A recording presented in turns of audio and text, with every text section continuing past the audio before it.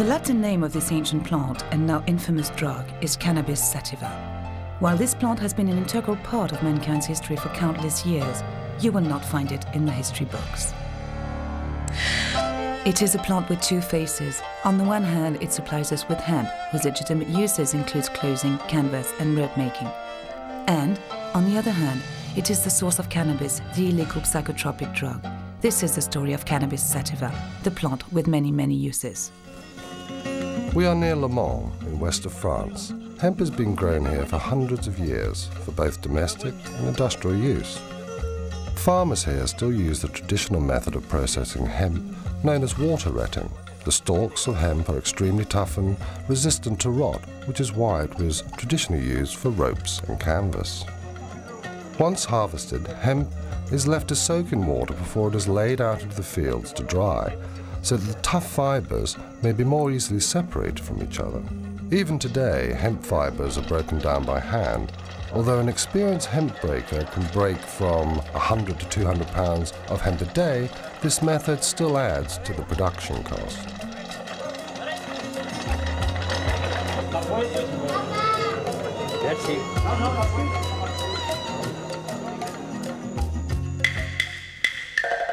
Cannabis sativa is one of the most ancient plants cultivated by mankind. Hemp processing was already developed in China 8,000 years before Christ was born. Hemp was first harvested for its seeds, a rich source of amino acids used for food. Then it was discovered that by breaking the stalks, they could use the fibers to make paper, as well as fishing nets and up to 5,000 hemp-related products, including, of course, textiles. The ancient Chinese called their country the land of hemp and mulberry. Mulberry leaves were used to feed silkworms, from which was produced the precious silk that only the rich and powerful could afford. Everyone else wore hemp clothing. Hemp is called Ma by the Chinese, literally meaning plant with two forms, male and female. Hemp was also the first crop to be grown for use in war. The Chinese had originally used bamboo to make bowstrings. Then they discovered that the hemp fibre was stronger and lasted longer. Imperial decrees ordered that certain areas of the land would be exclusively used to grow hemp. An ancient legend says that hemp paper was discovered by Cai Lun, a scribe and eunuch of the imperial court. To publicize his discovery, Cai Lun pretended to die. He ordered that hemp paper should be burnt around his coffin. Then he arranged his own apparent resurrection and attributed it to the properties of his new invention. Ever since, hemp has been an integral part of the Chinese funeral ceremony known as Wu Fu, or the 5 levels of mourning. This code lays down, among other things, that the family wear different hemp clothes corresponding to their relation with the deceased. The Chinese jealously kept the secret of paper making for centuries. It wasn't until the 5th century that this knowledge was passed on to other countries, finally appearing in Europe in the 8th century.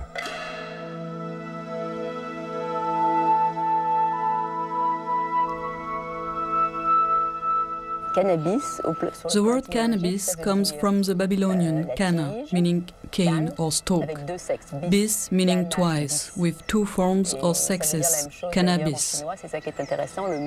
Interestingly, it has the same meaning in Chinese. The word ma is a word from a completely different culture, yet it means exactly the same. Ma means the plant from which we take the fibers and which has 2 sexes.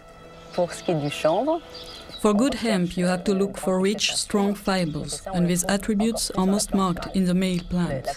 The female plant, on the other hand, is a plant used in smoking, because all the psychoactive substances concentrate there. It is a plant with 2 sexes, 2 attributes. This is something completely fundamental.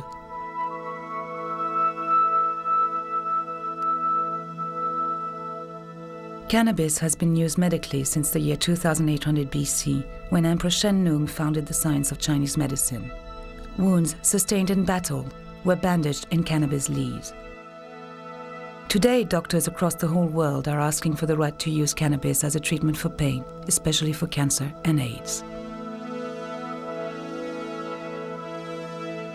I'm a cannabis user. I've been using cannabis since I was approximately 9 years old. I've had cancer 10 times. It first occurred in my spine when I was 2 years old. I had a spinal fusion which fused my first 5 vertebrae together. I went on to have it from 2 to 10, 9 times in 8 years. It occurred once again when I was 15. We treated it with radiational therapy.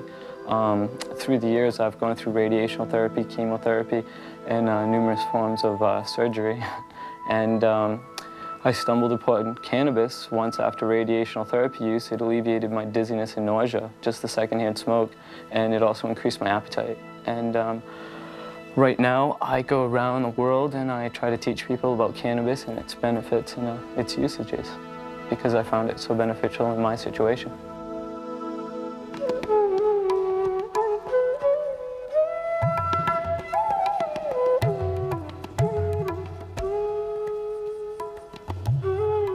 Cannabis was also grown in the foothills of the Indian continent, today's Kazakhstan, Pakistan, Nepal and Kashmir.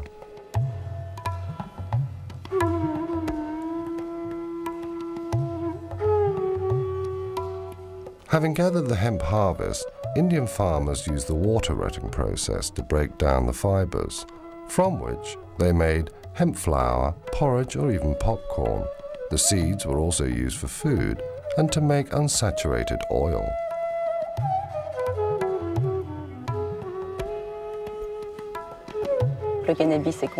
Cannabis is dedicated to Kali, the Hindu goddess, with 2 faces, destruction and reincarnation. So cannabis has been completely integrated in religious life on the Indian continent. Cannabis is consumed in a religious way to show devotion to the goddess, as we do ourselves with wine in the Holy Communion of the Catholic Church. Cannabis is also consumed socially. Indeed, you cannot imagine a wedding or a baptism without cannabis on the Indian continent.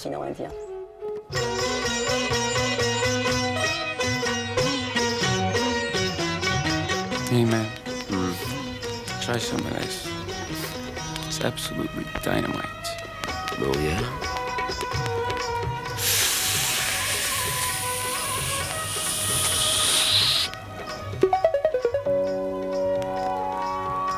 The physical effects of marijuana. The first sensations may be felt instantly after having smoked some grass, or an hour after having eaten it. Usually, you creep slowly into a stoned condition, inch by inch, sliding upward, but if you've eaten it, the effects may come upon you suddenly and strike you full force in the middle of a word.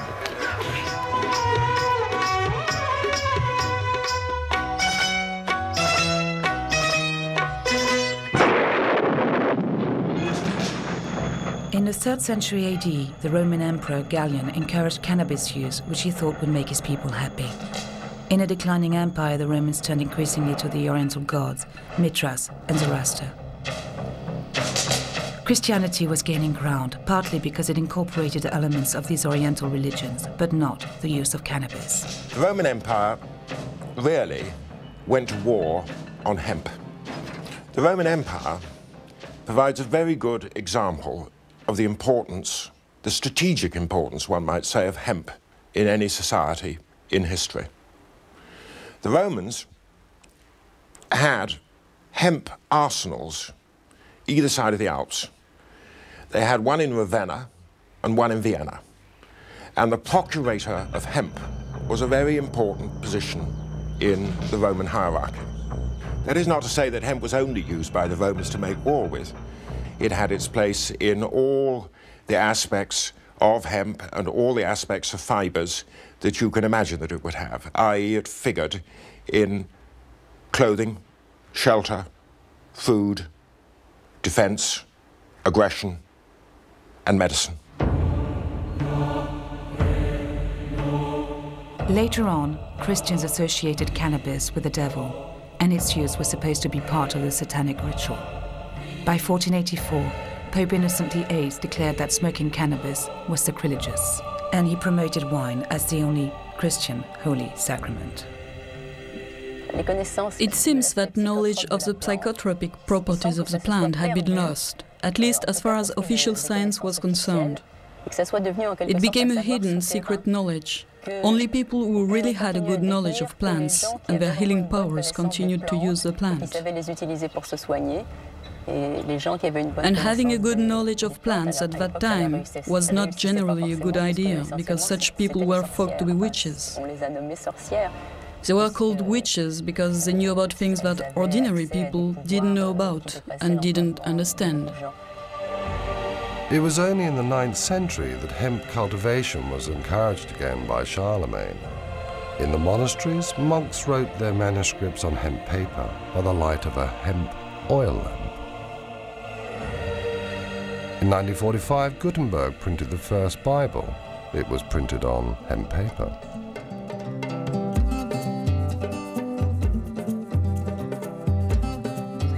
Here we go. Viva la mota! What does that mean? Long live pot.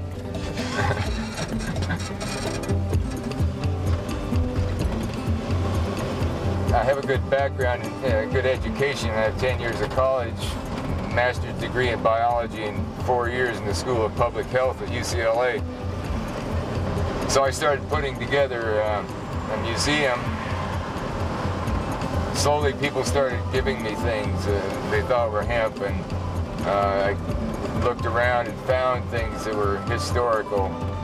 There was a can of hemp seed oil varnish here, and hemp Bible there that I've accumulated, 100-year-old flag, and so on. This is an ongoing educational process. I'm learning every day more and more things. People tell me things about hemp while I'm at the museum, so it's very instructive.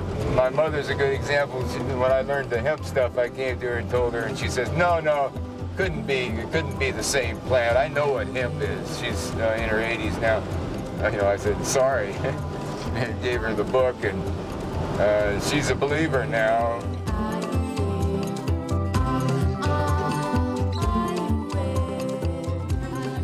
In the 16th century in France, François Rabelais, a doctor and writer, wrote surreptitiously about cannabis in his famous book, Gargantua and Pantagruel.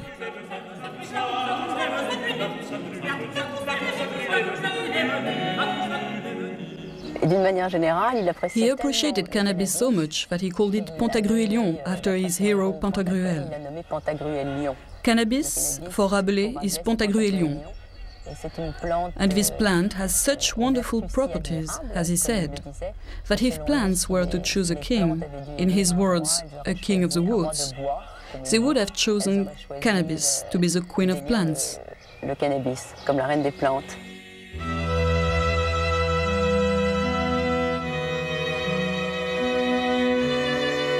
Rabelais' essay on Pantagruelion, stroke hemp, is corroborated by modern authorities. In particular, I could cite a noted French historian called Pierre Goubert. He was quite convinced that the marked increase in prosperity in the late 16th and 17th century in Western France was due,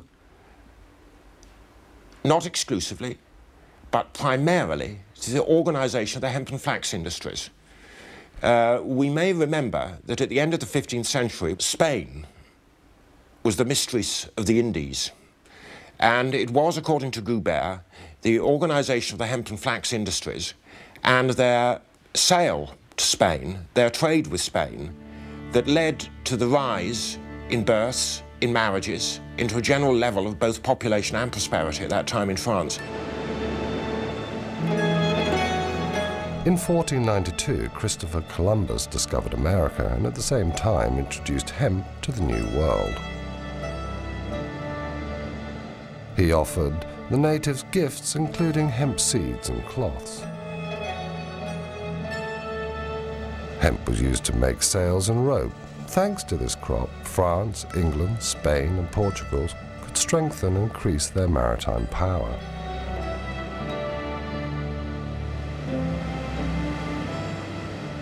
In 1620, the Mayflower brought the Pilgrims to conquer America. In the hold,